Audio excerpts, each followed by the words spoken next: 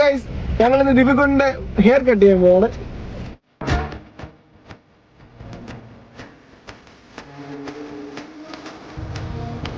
അപ്പൊ ഗൈസ്, ഞങ്ങൾ ഇവിടെ വന്നിട്ടുണ്ട്. കടയായി. ഇപ്പോഴാണ് നമ്മൾ മുടി വെട്ടാൻ വരുന്നത്. തിരക്കാണെന്ന് തോന്നുന്നു. ഞങ്ങൾ കയറി നോക്കാം. ദിപികുട്ട ഇറങ്ങിപ്പോയി.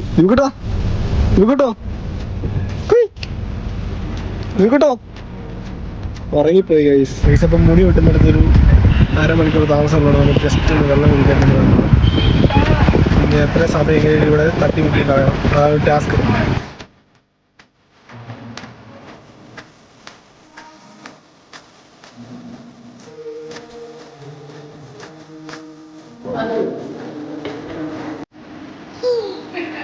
അങ്ങനെയൊക്കെ ഒരു 1.25 മണിക്കൂർ നമ്മൾ ഫുഡൊക്കെ അടിച്ച് കാര്യമൊക്കെ പറഞ്ഞ് ഞാൻ കളിപ്പിച്ച് നേരെ വീണ്ടും നമ്മൾ സലൂണിലേക്ക് വന്നിട്ടുണ്ട്.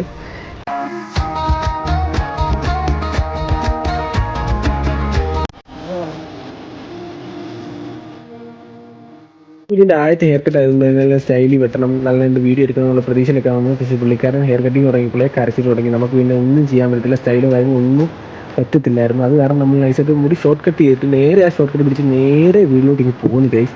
കട്ടിങ് കഴിഞ്ഞിട്ടുള്ള കുഞ്ഞിൻ്റെ ഫൈനൽ ലുക്കാണ് ഗൈസ്. അപ്പോൾ ഇതൊന്നും ശുഭം.